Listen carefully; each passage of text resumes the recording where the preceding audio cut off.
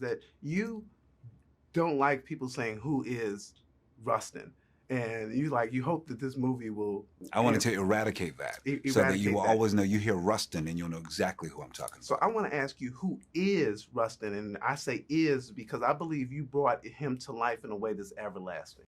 Oh man! First of all, thank you for that. I wanted to bring his spirit and his soul to this work, so it's not just just a list of anything I can find on Wikipedia. I wanted to really craft a real complex human being, and that's what he was. He was this very singular man. It's like this brother from Westchester, Pennsylvania, grew up Quaker, but was a young communist.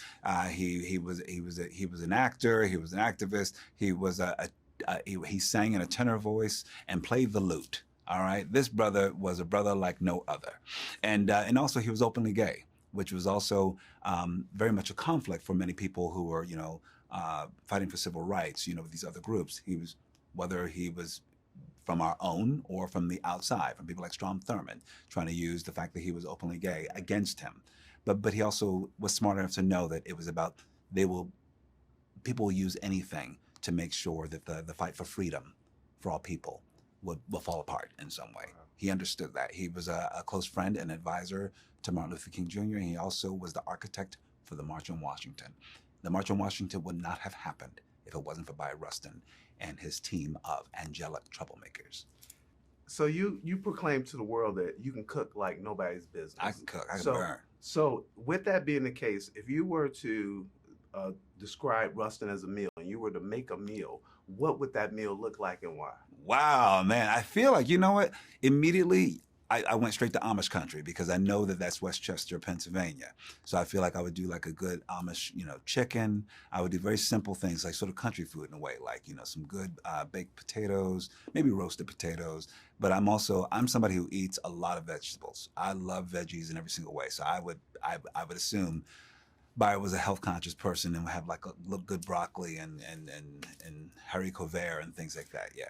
I love to see Black love on the screen, whether it's an individual person having a Black person having love or Black people together having love. Mm-hmm. And I think that this movie shows some really tender and loving moments that you don't get to see a lot of time. Can you speak to that and how you see Black love on the screen and what you think in that? I think, first of all, thank you for that, because I think that there was something, not only do we rarely see depictions of Black queer men and love, but also, or sexuality, but also tenderness as well.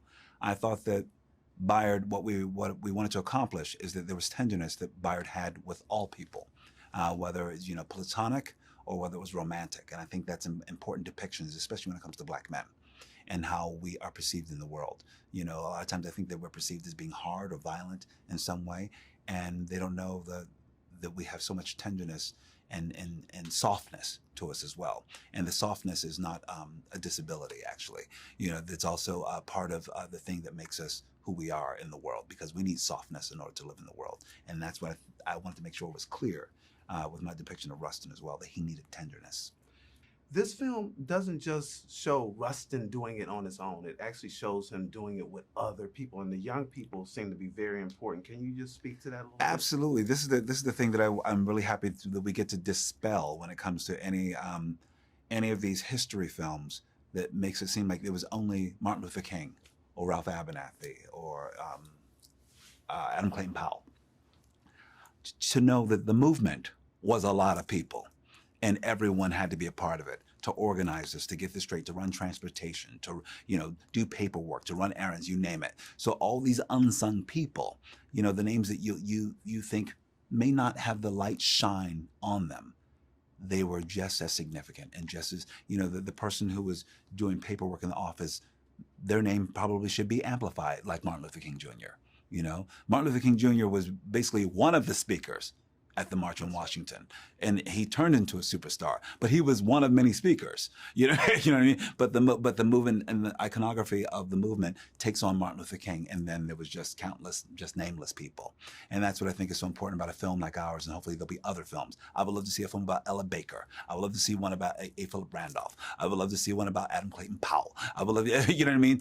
All these other leaders, Cleve Robinson. So we know that their impact and what they did in their communities. And I think that's what makes us, we dive more into history, and we know more about who we are. and know that they were just ordinary human beings doing extraordinary things, and that will hopefully raise up whoever's watching it in the movie theater or at home at Netflix and saying, I can be a part of change. I can do it too.